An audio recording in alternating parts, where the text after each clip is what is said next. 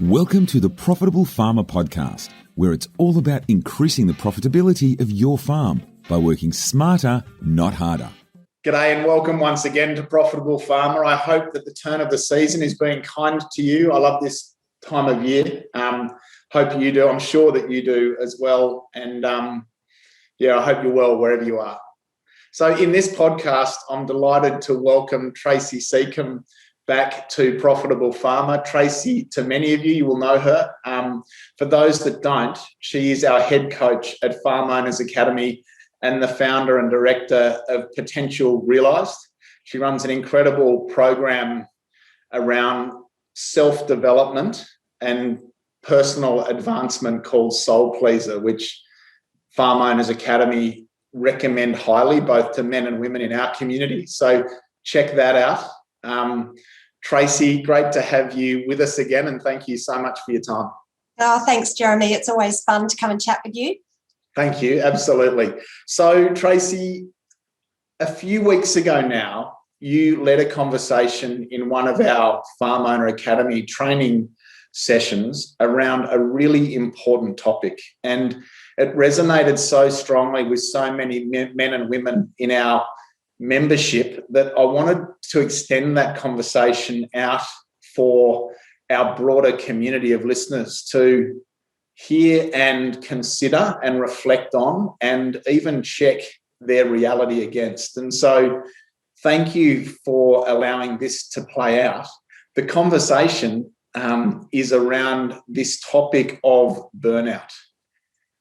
I've heard it said that the single reason why most small businesses fail is because of this issue of the owner burning out. Now, in small business in town, that's the reality. I actually feel like it's equally true in agriculture, but it seems like we're that resilient, and perhaps it's because we've got a bit of an asset to fall back on, that we find ways to navigate. But there are farmers out there that have been doing this as technical experts in their space for 10, 20, 30, 40, 50, 60, should I go on, years. What do you see as you travel across our industry about the reality of burnout and how it is turning up for farming families? Well, I recognise it because of my own personal experience. So I think that that's the key, is that if you have been aware of burnout, then you're going to be quick to see it. But if you haven't had that awareness, then you could be living with burnout and have no idea. And that was definitely my story. So back before my mum died in 2016, when I was running 3 businesses, on reflection, I can see that I'd actually been in burnout for years and had absolutely no idea. To the outside world, everything looked fine, but I was really dealing with a lot of stress in ways that I didn't recognise as burnout. And I wasn't sleeping well, I was exhausted all the time, but I kept pushing myself. I had the will to continue to push myself past my physical and mental limits. And I absolutely see that in the farming community. And it's no wonder, because of their strong work ethic, they've been conditioned to believe that a successful farmer is one that works all the time. And it's almost worn as a badge of honour. And I don't say that in a negative way, because I wore it as a badge of honour as well. Because although I wasn't in the farming industry, I watched my parents work really hard as well. And so continued to just push myself. And I use the analogy of the frog in the pot, where if a frog is put into a pot of water and it's just gently heated, it won't even notice that it boils, and it boils to death. And really that's what's happening to a lot of the population, and from our point of view in the farming industry as well. So what is it, and how did it turn up for you? How did you, if you don't mind sharing, experience burnout back when you were running those 3 companies? For me, something terrible had to happen. And this is why I'm really glad we're talking about this, because what I would like to say to you, if you're listening or watching, is don't wait for something terrible to happen. Watch this training and see whether you might be experiencing some of these symptoms so that you don't have to wait for it. But for me, it was my mum passing away. And in my grief, I stopped because I couldn't function. I found it very difficult. It was enough pain for me to stop pushing. And I've seen that recently in some of my farming clients where they have had what they would call, because we've coined the term now, because I call it my breakdown breakthrough, and so they do as well, but their breakdown breakthrough. So it's actually very positive once you get through it, because it's the thing that will make you wake up and start to do things differently. But for me, it was mum passing away and me going, you didn't take her out to lunch every week because you were so busy working. What's wrong with you? Like, why are you so addicted to working? And I see this work addiction so much in the farming community, not just whether you're out in the field. But I was talking to a lady yesterday and she's 62 and she says, I can't sit down. You know, I scrub the floors until they're gleaming and then I go on to the next task and I put a load of washing on, and it's like we're addicted to this activity. And the underlying driver comes from this idea that that's the attachment to self-worth, getting approval and recognition, proving ourselves to other people, and success. And so for me, when I really was brought to my knees when mum died, I thought, I've got to change. I can't go on like this. And until you get to that point, I think that you don't make change. But I'm hoping that if people are open-minded and recognise themselves in this, as we talk about this today, maybe they can make the changes rather than waiting for something terrible to happen. It's so true, isn't it, Tracy, that often we've got to lose a leg before we climb Everest, as a crude example, but we've got to wait for the hardship to hit before we actually commit to major change. I hope that this conversation allows some people to avoid that. But at the same time, it's worthwhile just taking a chance to check in and be brutally honest with where you're at. As I said at the start, so many of us have been farming for so long. And there is that work ethic, and some of us don't allow ourselves to have holidays and re-energise and recharge. Many of us are working, 7 days a week, and we live in our business. So we look out over the beautiful landscape and all we see is broken fences and work that needs to be done at some point. So I'm hoping some of you can resonate with this. Tracy, the symptoms of, how do people know where they're at? If it was a spectrum and, at one end is absolute 100% burnout, how do people know what it is and where they're at relative to having this problem as their reality? So spectrum is a good way of putting it, because I want to just share some phases of burnout with you. And the first phase is actually prior to the burnout beginning. And this is where we really want to keep ourselves. And it's called the honeymoon phase. So you can really relate to it in terms of relationships, but you can also really relate to it in terms of business as well. And in this first phase, we are undertaking a new task. And we often start by experiencing high job satisfaction, commitment, energy, and creativity. So for those of you that are listening, you may be able to remember back when you first started your business, and that's what it felt like. For some of you, hopefully it still feels like that every day. And this is definitely true at the beginning, but it can be ongoing. And in this first phase, you may begin to experience some predicted stresses of the initiative that you're undertaking. So therefore, it's important for you to be able to start implementing coping strategies right from the beginning, rather than waiting like I did till I was really in the final stages. But these are the symptoms of this first stage, which are all very positive, which is commitment to the job at hand, free-flowing creativity, high productivity levels, job satisfaction, readily accepting responsibility, and sustained energy levels and unbridled optimism. Sounds like a honeymoon to me.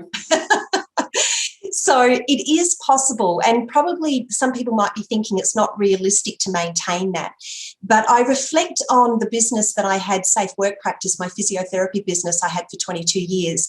And my business partner and I were always in that business for the joy of it and for the fun of it. And so whenever something became really mundane for us and we were over it, we would reinvent it and we would create something new. And I really believe that this is possible in any business, because it's always about perception and your outlook on things. And so if you listen to that and go, oh my God, I don't think I've ever been in the honeymoon phase, or it's so long ago I can't remember what it feels like, that you really want to start to do a bit of a stock take of everything that you do and look for the joy in the business and remember why you started the business, and make sure that you're incorporating some of those things so that you can get this optimism back and the enjoyment and job satisfaction back. So your point there, Tracy, is that we can return to that. Yes, okay. That is the goal. The goal is for people who are just starting out, so we do have some platinum members who are actually right at the beginning. And so they are in this honeymoon phase and they are experiencing and learning the skills to stay there. But if you're not, if you're years and years down the track, there are ways for you to get back there. And that's what we want to address today. So this is the ideal, is to stay as much in the honeymoon phase as you can. And the more quickly you can recognise some of the symptoms we'll discuss in the other phases, the more quickly you can return back into that honeymoon phase. Thanks, Tracy. So could we jump to the other extreme to create contrast? Yeah, I'll jump all the way down to step 5. So this is the worst case scenario here. So if you're in step 5 is actually habitual burnout. So I'll go back to go through the other phases to show you the symptoms that develop. But if you end up in habitual burnout, it actually means that the symptoms of burnout are so embedded in your life that you're likely to experience a significant ongoing mental, physical, or emotional problem, as opposed to occasionally experiencing stress or burnout. So the common symptoms include burnout syndrome, chronic mental fatigue, chronic physical fatigue, chronic depression, and chronic sadness. Wow. It's amazing how stress endured manifests and turns up and plays out in life, isn't it? Well, and particularly when you look at the way people view depression, if you hear it like that and you think, no wonder somebody ends up depressed, I can relate as I go through these other symptoms to getting different levels of stress. If I keep going down this track and ignore these symptoms of stress and burnout, it potentially could lead to a more debilitating mental or physical condition. Absolutely. Do you need to, and as you went through that, I can imagine perhaps some of our people in the latter half of their life acknowledging that I burned out when I was 26 in corporate Sydney. I'd been in a role for 2 years, and the stress and pressure that I was feeling arrived me to there more quickly. It's not just something that someone who is more senior gets. Is that accurate? And can young farmers experience this 3 or 4 or 5 years into their career? Completely. I'm working with a lot of young people who are in burnout, and a lot of them, after watching this training that I did, let me know that they really resonated. For example, there's one woman who has 4 children and she has a career and she helps on the farm. And I've been, tapping her about her burnout for a long time, but this really spoke to her when I actually went through the symptoms, because she identified with 80% of them. And then I think that was just, the nail in the coffin for her to really go, okay, I really need to take this seriously. I have to stop just ignoring this and waking up and reacting to every demand that is on me rather than doing what it's going to take for me to be able to start reducing these symptoms and work my way back to the honeymoon phase instead of working my way towards habitual burnout. Coming back to a comment you made earlier, what is it that has us not be able to stop and rest and recover? You mentioned that lady who was scrubbing the floors so intently and wasn't giving herself permission to stop. What is it about that work ethic that we have that contributes? It's very simply a learned behaviour. So you could grow up learning how to speak English, or you could grow up learning how to speak French. You could grow up in a family that are very relaxed and chilled and have lots of holidays, or you could grow up in a family where laziness is frowned upon and productivity and strong work ethic is applauded. And you could watch people who are absent all the time because they're always working, and that is your experience. And so that is what you learn. So as much as you can intellectually think, oh, I must work less, I must get more involved in the family activities, I must go to see the kids' Christmas play, and yet year on year you don't show up because you're still in the middle of harvest and you just can't. And you're like, what's wrong with me? Why do I keep doing this when I know I should have more balance in my life? So I speak to so many people, and I was the same, who intellectually we're very smart. We know that we should have more balance in our life, but it's like we're robots and we just keep getting up and getting out there and working our priority, and we're addicted to doing. And it really comes from our subconscious belief systems, where it's so ingrained that this is the right thing to do or the good thing to do or the only way that we're going to experience financial security, then that driver overrides our drive to have balance. And the only way that we're going to be able to tip that balance is by planting new beliefs to change the beliefs that we currently have. So we need to have a new belief system, and we need to understand things like we can be abundant and have plenty of rest and relaxation and joy in our lives. So I want to come back to the belief resetting. But I think what I'm hearing, Tracy, is that if we don't consciously do that, we inherit a whole set of beliefs that might not serve us. Is that fair? Yeah. I mean, we're all a product of our conditioning, good and bad. So we've been conditioned in things that are fantastic and they really serve us. And we have been conditioned in ways that in the end are detrimental to our mental and physical health. And so this work ethic that pushes us so far beyond what our body and our mind can cope with and what our relationships can cope with, then it's to the detriment. It's to the detriment to the other areas of our lives. And that's the time to question them and go, okay, just because I was brought up to believe this, is it really true? Is there any evidence out there? Is there anybody out there who is not working this hard, but they're still successful? And interestingly, you might say, oh, yeah, but they're crooks, or, oh, yeah, but they inherited it from their parents, because we grow up with those messages. Like if you've grown up with this idea that you can only be successful by working really hard, you will justify that. You'll justify that to the grave unless you are really very, very excited about the idea of being able to create a life where you can have balance. And then it's worth it for you to be able to change those ideas.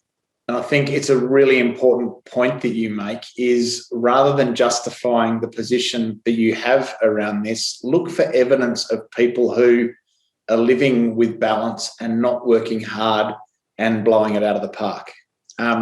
It's a great comment. Hey, just before we go on, could you read that stage 5 summary again? I'm really keen just for people to hear that before perhaps we go back and look at the other levels.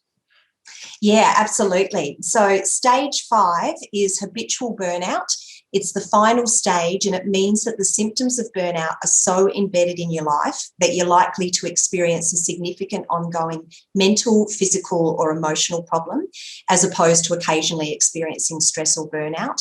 And the symptoms are burnout syndrome, chronic mental fatigue, chronic physical fatigue, chronic sadness, and depression. Okay. It's worth just making the point that I think we put a lot of labels on things. And once I've had depression, therefore I always have depression. Or, you know, when I was a kid, I had anxiety, therefore I'm always going to be an anxious person. I had low self-esteem and depression in my earlier years. I feel like in life we all go through ups and downs, and life is like the seasons. It's in waves and in roller coasters, if you want. And, you know, I think it's reasonable to expect that all of us will arrive to moments in our life on the journey where we have hardship and we do experience adversity. I just want to do a shout out to everyone listening that just because that might resonate, or what we're about to go through might resonate with you now, it doesn't mean that you're broken or wrong. It's just a moment in time where once we're conscious on it, then we can go about looking at ways that we can get the support we need to correct. So I guess I just want people to be kind with themselves as they reflect on this. And if it's real for you, that's okay. That's just where you're at. Would you mind speaking to that, Tracy?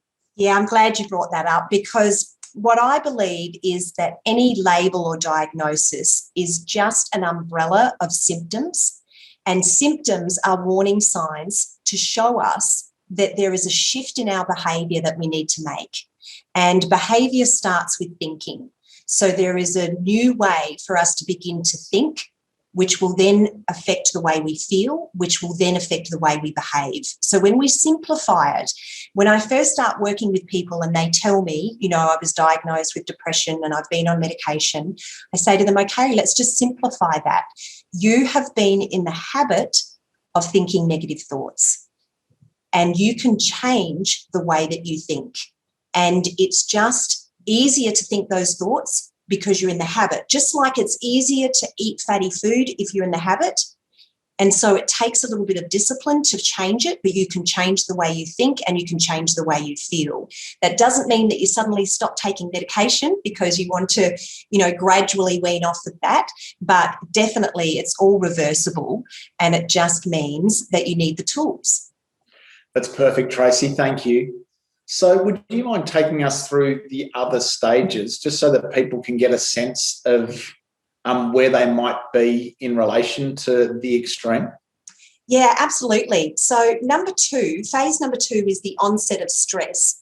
And I think most people will relate to this, even if it's just every now and again. If you're not in the honeymoon stage, you probably have some awareness where there's some days that are more difficult than others. So this is probably a fairly normal place to be. You may find your optimism waning. So you might have been optimistic, but after a bit of a rough year, for example, or a rough season or a bout of problems, you might find that your optimism is starting to reduce. And you might start to notice some of these symptoms, which are symptoms of stress. And my definition of stress is a negative emotion. And it's always caused by a negative perception. So it can be changed once you learn how to do it. But these are the symptoms of stress. Anxiety. So anxiety simplified is worry. It's really jumping to the worst case scenario and feeling sort of panicky about something rather than being calm and relaxed about it. Avoidance of decision making. So a lot of people might be able to relate to that one. A change in appetite or diet. Fatigue.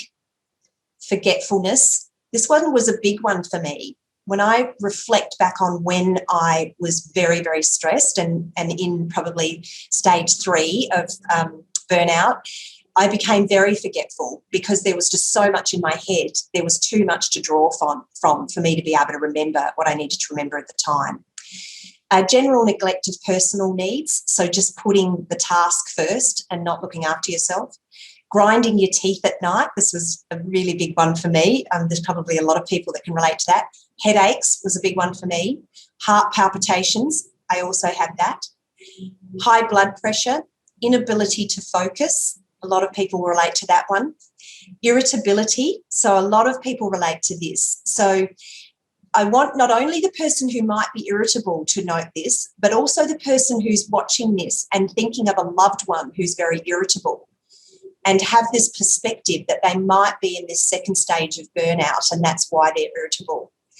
Job dissatisfaction, lack of sleep or reduced sleep quality, lack of social interaction, lower productivity, and unusual heart rhythm. Wow, there's a lot in that. Yeah, a lot. That shift from honeymoon into stage 2, yeah, I can see how it plays out. The stress and pressure that comes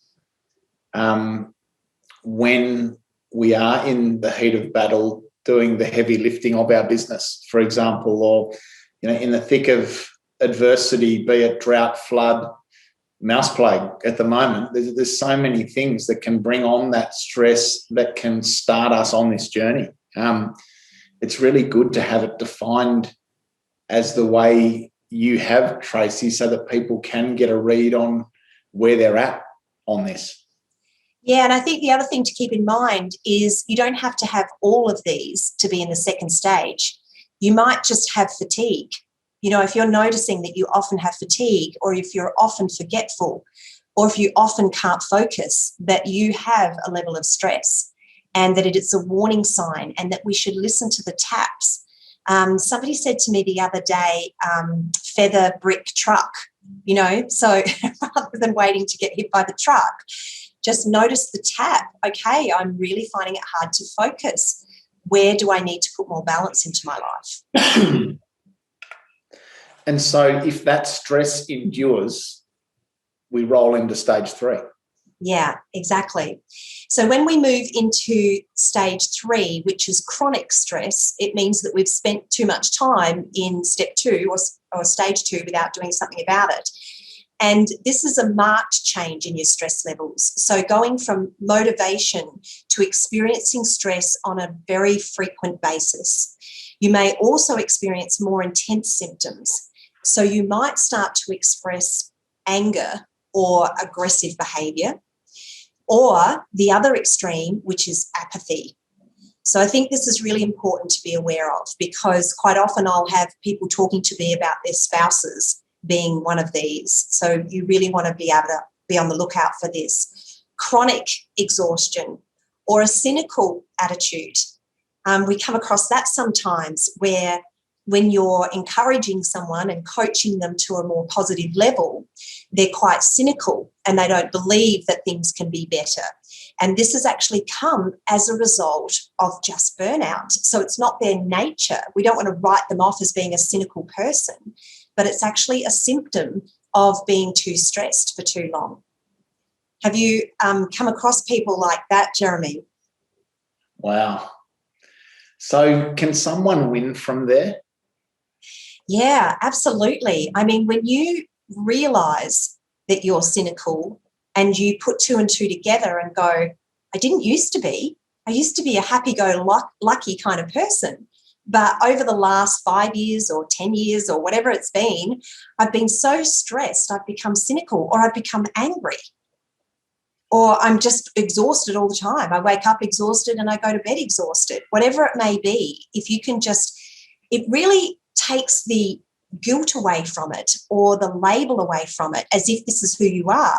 If you were experiencing flu symptoms, you wouldn't feel guilty about it and you wouldn't label yourself. You'd be like, okay, I need to do something about this. I need to go to bed and maybe take some medication. It's the same with if you're developing some of these behaviours. It's not who you are. It's not your personality. It could be linked to chronic stress. For me, there's another really important piece here, and this is a real distinction for me. I've got someone in my life who I'm just realising that I've been judging for playing life that way. And now that I see it differently, they might just be in stage 3 of burnout. Who am I to make them wrong for how they're turning up? And so I think what I'm saying is it's so easy to judge people for where they're at. But if we let go of that judgment and acknowledge that this might not be them at their A game, they might be a bloody good person, just somewhere on this spectrum, and maybe I need to turn up to them in a different way. I think this is a great opportunity. I think it's one of the best things that can come out of this. If you're watching this and you've been really annoyed with somebody in your life because they're showing some of these symptoms, you might really look at it, and it's an opportunity for you to sit down with them and say, we really need to do something different. You can't keep going on this way and working so hard, because potentially this is the stage 3 where you're in chronic stress.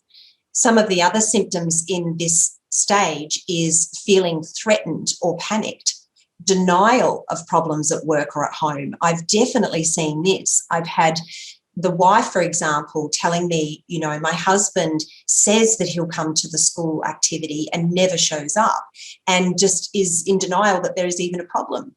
And that person is just so addicted to working that they're in this chronic stress stage. Feeling pressured or out of control, increased alcohol or drug use. So I've had a lot of my clients who have ended up drinking more and more just to cope with the stress and the tiredness. And because they feel a little bit better while they're having the drink, they actually think that that is a treatment, but it's not. It's actually going to make things worse, but it covers it up for a little while so that you can continue to be in denial that you are in chronic stress. Increased caffeine consumption. So it might just be such a little thing that you don't think it's a big deal. But at my latest retreat, there were women, we detoxed for 2 weeks before we go on retreat, had to get off 5 coffees a day before they went to that retreat. And they've been able to stay off it since the retreat. But the fact that they got to 5 a day means that they're probably in chronic stress. It's not something we reach for that many times a day unless we're feeling stress. Lack of hobbies, that was a big one for me. That was really big for me. When I was in chronic stress, I didn't have any hobbies. I thought that they were a waste of time and I didn't have time for them, which other people might be able to relate to as well. I'm tipping there are a few farmers out there that can relate to that one. Yeah. Giving themselves permission to go and play golf on a Wednesday afternoon, or jump on the horse and go for a pleasant ride, or whatever it is.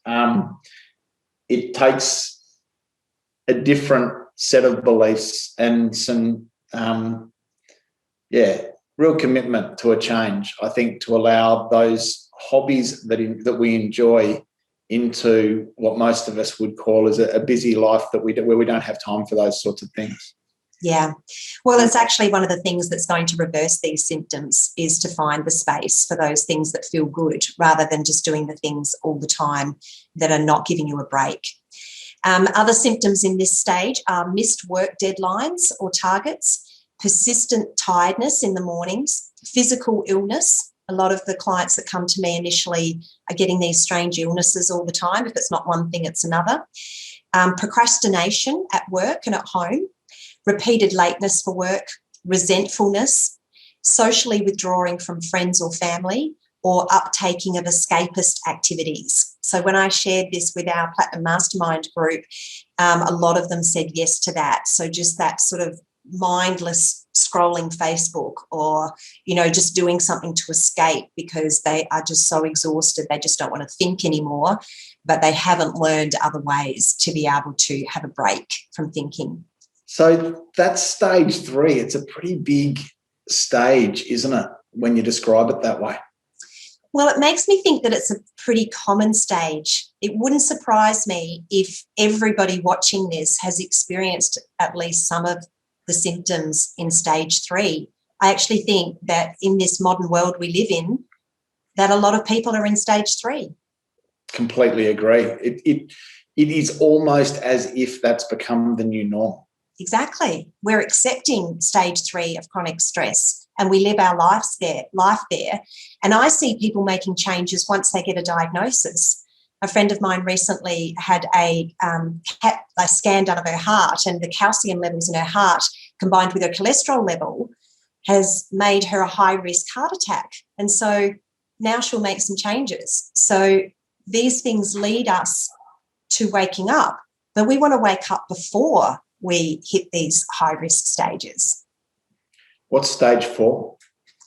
So stage 4 is continuing as normal is often not possible in this state because it becomes increasingly difficult to cope. We all have our own unique limits of tolerance, and it's key that you seek intervention at this stage. So if you're in stage 3, I would be doing something about it. If you get to stage 4, then I would seek help. So now we've got behavioural changes, chronic headaches, chronic stomach or bowel problems, complete neglect of personal needs, continuation or increase in escapist activities, desire to drop out of society, desire to move away from work or friends or family, development of an escapist mentality, feeling empty inside, obsession over problems at work or in life, pessimistic outlook on work and life, physical symptoms intensify, increased self-doubt and social isolation. So you absolutely want to get intervention if you reach stage 4. Isolation and not wanting to turn up and participate with others seems to be a fairly common feature of this stage, Tracy, and there's so much opportunity for us to do that as farmers. It's so accurate in its assessment of that transition from stage 3 into stage 4. And as a farmer, it's easy to do both. So you can actually avoid contact with people and keep working. So you can keep firing up the stress and stay away with people because you've become so irritable that everybody irritates you. So it's actually easier to get some peace by being out on the tractor and keep working. And so you're actually just staying on that treadmill and perpetuating the stage 3 into stage 4 of this chronic stress and burnout. And maybe that's exactly why we're not turning up to the kids' sport. Yeah, exactly. Exactly right. And if we weren't like this, of course we would go. Of course we would want to go. And I think this just gives a lot of insight to the family members who are observing it, because the family members are getting mad. They're mad about it. And so this is really causing breakdown in relationships as well, because they are just like, why can't you see that there's no balance in your life? But you can see by these symptoms that not being able to see it can actually be one of the side effects. And so it is going to take an intervention from somebody else sometimes to point this out to them and lead them to this information. It's my hope that this podcast can be, I guess, part of that intervention. It might be that you can let a family member you're concerned about listen to this and self-reflect on their own by themselves, and make a conscious choice as to whether they're comfortable where they're at or whether they do need to get help and seek change. Yeah. Thank you, Tracy. It's just amazing to hear those 5 stages just so accurately described. So thank you for that. My pleasure. So then, coping strategies or recovery strategies, is there one list or is there 5 lists because there are 5 stages? Well, I think the immediate action is different depending on what stage you're at. If you're in stage 4, I would seek medical assistance, and I think your GP is your first point of call. If there is a waiting list to see your GP, I know that in rural communities, sometimes you can't see someone immediately. Sometimes you can show up at the clinic and get on the emergency waiting list, or you can show up at your local hospital. I think that if you've helped a loved one get to the stage of making the decision, I need help, that as soon as you can get that help, the better. And it's just about sharing what's going on and getting assistance to take you to that next level. People have a lot of fear around medication. They have a lot of stigma and fear around medication. And what I want to reassure people is that if you were diagnosed as being a diabetic and you were going to die if you didn't take the insulin, you would take the insulin and then you would work on your diet and your exercise, so that if you were the type of diabetic that you could gradually wean off your insulin by changing your behaviours, you could. But you initially, as a life-saving point of view, you need the insulin to help you get through that phase. That's what I want to say about chronic burnout and mental stress. If you need something initially to help you even feel good enough to be able to take the steps to take different behaviours. Because if you are so low, I could give you all the tools in the world and you will not be able to convince yourself to do it, because the chemical imbalance that you have now as a result of feeling so low for so long is going to be very difficult for you to break. So I just want you to be open-minded about that when you seek medical help if you're in stage 4. I've heard it said, Tracy, that if someone's drowning, a piano top will do for a little while. Yeah. In that it could be that some short-term medication is the piano top, and once you've found the piano top and you can catch your breath, then you can start looking for the life raft. And I love that metaphor, just because I think, and linking back to your comment around medication, it might just be for a little while, just to give you the first stage of support that you need to get your head above water so that you can breathe, and then start looking at more meaningful and long-term change. Yeah. If you're in stage 3 and you have quite a few of those symptoms, the first step is to have a break as soon as possible. And what I've observed and experienced personally is that if you come up with all the reasons why you can't, that it will get worse, where you'll get to breaking point where you won't have a choice and you will take a break because you actually won't be able to get out of bed and go to work anyway. So there is the opportunity for you to schedule that in and have time away. This is really, really powerful. If you're heavily into stage 3, you might be best going away on your own and really having a break without having to try to be happy for other people. There can be a lot of pressure on you to feel like you have to do that. It's such a good point. That was my next question, Tracy, is as business owners, you and I get the stress, the pressure, the risk, and what's required to persist and succeed. I was going to ask, what is an appropriate break? And if all you can wrangle is 5 days, great. But if you can have 2 weeks or 3 weeks where you can really unwind and recharge, that is ideal. And to your point, maybe with your loved one and children isn't it. And that is completely okay. Getting away annually just on your own and going bush for 4 or 5 days, whatever it is, can be so significant, to your point, because you're not trying to be there and be fun and part of a busy family. It might be that you just need to take yourself away for a couple of nights to give yourself the time and space to make a start. Yeah, and I think the amount of time that you take will depend on how many tools you already have up your sleeve for being able to relax. But you might just sleep. Sometimes people in stage 3 are exhausted and they go away for 3 days and they sleep most of the time. What I would recommend is that you don't go away and eat and drink the whole time, as in alcohol. That won't help. But it really, and some of you might need it to be guided. So one of the things that I did in 2016 is I went to my first retreat. And so there were people there, Andrew Roberts and his wife, Sunny, and we were guided and it was structured. And that really worked for me because I was so addicted to working. I don't know whether I could have gone away on my own and not worked because of my type of work. I can still work. If I've got Wi-Fi, I can work. And so when they told me I couldn't have Wi-Fi, I was really scared and agitated by that, which was a real sign that I needed it. And by the 3rd day, it was the biggest relief to be disconnected for 3 days. And I needed somebody to keep me accountable for that. So there's some great retreats out there that you could go to on your own without anybody who knows you. There'll be other people there, but there's no obligation felt because they're strangers. So you can really just show up and get the most out of a retreat like that.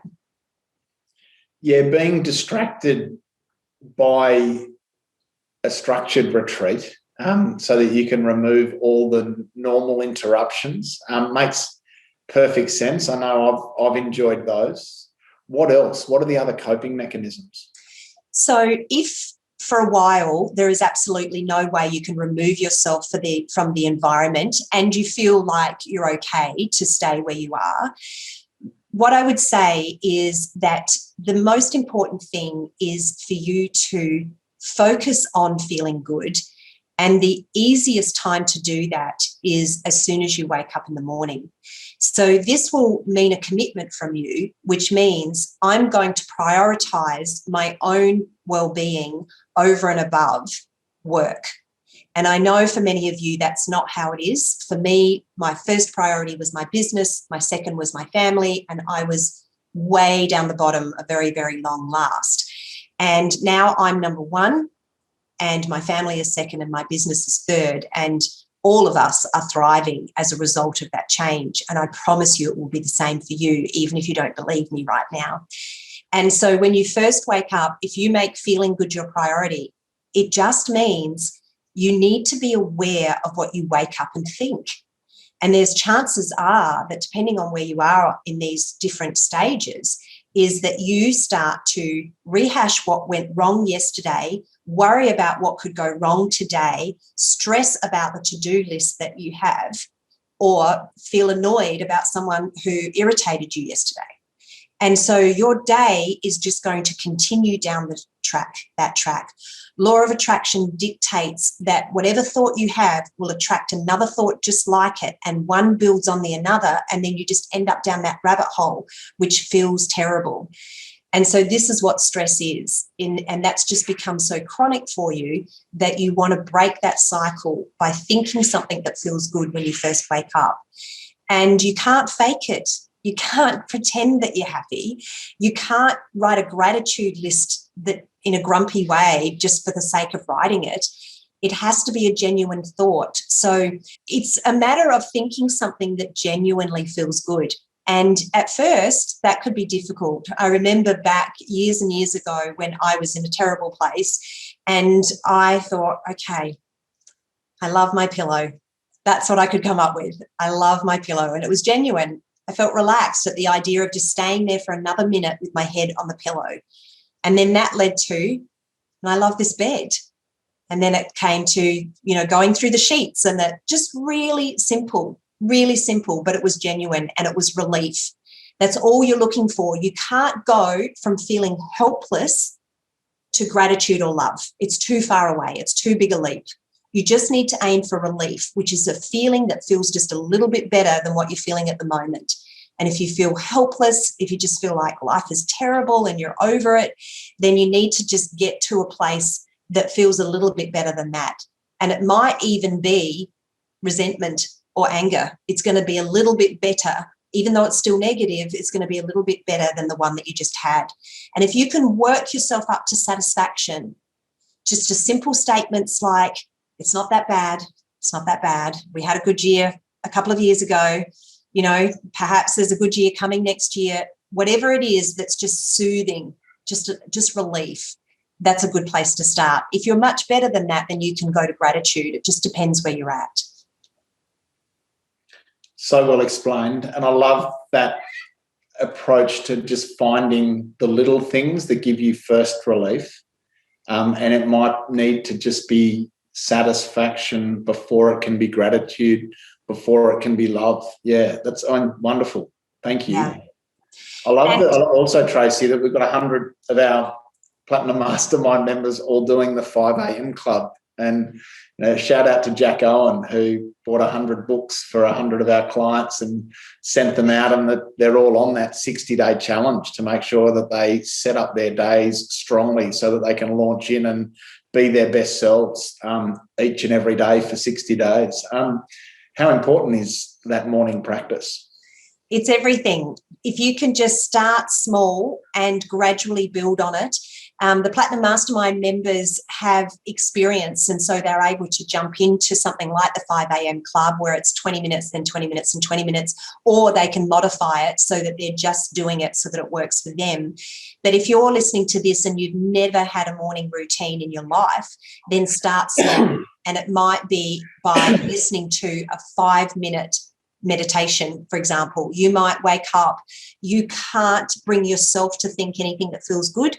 So you're like, right, I'm going to tune into somebody who already feels good and really feel good based on their feeling. So it's like you tap into the way they're feeling. And so that can be another thing that you can do. So building a morning routine, the whole purpose of it is to shift this habitual way of thinking and feeling, which is stress, so that you can start to feel better. Once you feel better, it's time to do a stock take of your life. The reason you've ended up in any of the stages of burnout is because you are doing too much of things that you don't enjoy. And so you need to start with, okay, what do I enjoy? Start there. What do I enjoy? And write them down and do more of those. Okay, what don't I enjoy? Why don't I enjoy it? Is there a way I could enjoy it? And you might end up tweaking it so that you can enjoy it. You might just change your mind about it so you can enjoy it. Or you might end up delegating part of it or some of it. And this will free up space for yourself so that you get more balance into your life. Yeah, we hammer the point home, don't we, that a stop doing list is more important than a to-do list. And so that chance just to stop and reflect on what is it that I deeply enjoy doing and how can I do more of that? And then what have I got to stop doing so that I can change the way in which my days play out? Yep, I love that. Yeah. You mentioned diet, and I'm predicting that exercise is another one. Would you mind speaking to those, Tracy? Yeah, absolutely. So there's a real link between stress and the vibration or the acidity of our food. And so we want to make sure that we have a high proportion of food that is alkaline. So if you Google alkaline foods, you'll just find that they're very natural foods. It's very obvious. It's a very whole food diet. So that does not produce the cortisol chemicals that cause the anxiety. So there's this loop with anxiety. So we worry about something, and then we reach for something that gives us relief, like coffee or alcohol or a cigarette or something sugary. And then that increases the cortisol, that increases the panicky thinking, that increases the anxiety. So they're all linked, and we get on this anxiety loop. And we can break the loop by introducing more alkaline foods. And what I really want to say is this is not about deprivation. This is about swapping and going for the healthful foods first. So what I would say to you is, before you eat your breakfast, eat 2 or 3 pieces of fruit. And then if you're still hungry, add breakfast on top. Because the fiber from that and all of the micronutrients that you're going to get and the wonderful good feeling hormones that will be released around your body are so powerful that if your body needs more than that, you will still feel like it. And you may well do. I have more than just 3 pieces of fruit. Otherwise, you will probably eat less because of the fiber and the volume. Eat lots of raw vegetables before you eat your lunch. So it's adding in rather than taking out. Then with exercise, again, all of those good hormones are going to rush around your body if you exercise. And if you think that your work is exercise, it is physical activity, but you're not going to get the same adrenaline, the same beautiful hormones that feel good, the serotonin that you want from the work that you do, because of the focus that you have. So the focus that you have when you're working is going to be very much about getting work done. The physical exercise, the purpose of it is that you're focusing on the exercise or nature as you exercise in nature. And that combination of the movement and being out in nature is going to really, really help with the cortisol and stress levels. It's got to be a break away from work, hasn't it? Be it meditation or exercise or a retreat. It's got to get you away from the busyness and away from where the stress comes from. I love that construct that if we think of a goldfish in a bowl for a moment, that if the fish is sick, We don't try and fix the fish. We change the environment. And all of these tips that Tracy is sharing with us around diet, around fitness, meditation, a better start to the day, and the list goes on, are all small changes to how the environment is for us so that we can go about getting well over time. Yeah, absolutely. And, you know, if you're thinking, as I talk about introducing these things into your life, saying, well, I just don't have time for that, then you just need to shift what's important. You have to remember that ultimately we want to be happy, we want to be healthy, and we want to have loving relationships. And so if you don't make time for things, you're not going to have those things. And you don't go from 0 to 100. You just introduce them incrementally, and you will notice incremental changes.